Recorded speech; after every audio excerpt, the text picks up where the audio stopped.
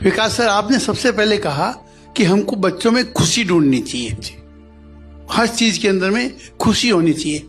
आज का बच्चा अपने दुखों से दुखी नहीं है, पड़ोसी के सुखों से दुखी है।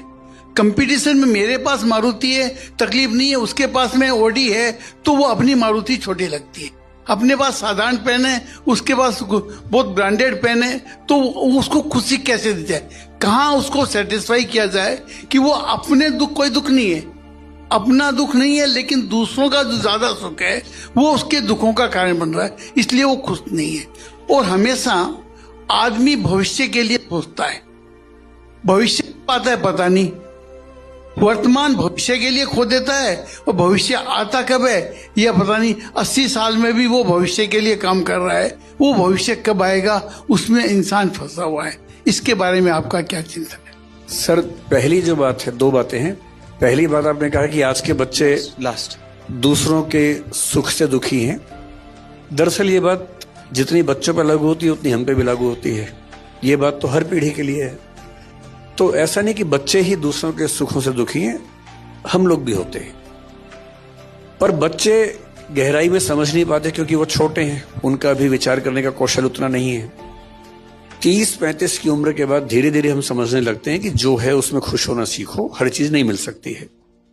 तो मेरे ख्याल से बच्चों को समय दीजिए, समय आएगा तो इन बातों को समझेंगे कि हर चीज जीवन में नहीं मिलती है।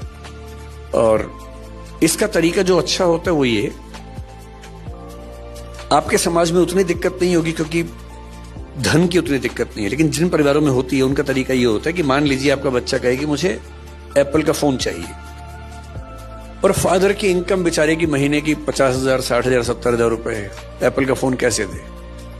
तो 2-3 तरीके हैं। पहला ये कि डांट के भगा दे उसको, दूसरा ये कि पैसा उधार लेके एप्पल का फोन दे। ये दोनों तरीके गलत है।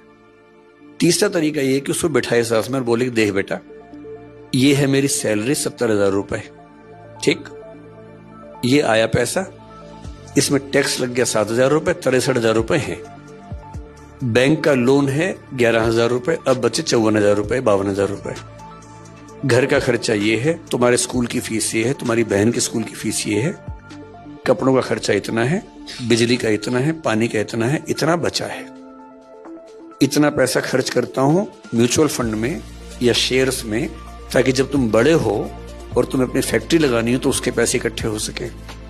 अब तुम ये बताओ कि इनमें से कौन सा खर्चा काट के तुम्हें एप्पल का फोन दिलवाऊं? मैं आपको गारंटी दे रहा हूं कि वो खुद मना कर देगा कि पापा मत दिलवाइए। समझाने की बात भी तो है ना, केवल डांटने से या मना करने से क्या बात बनेगी?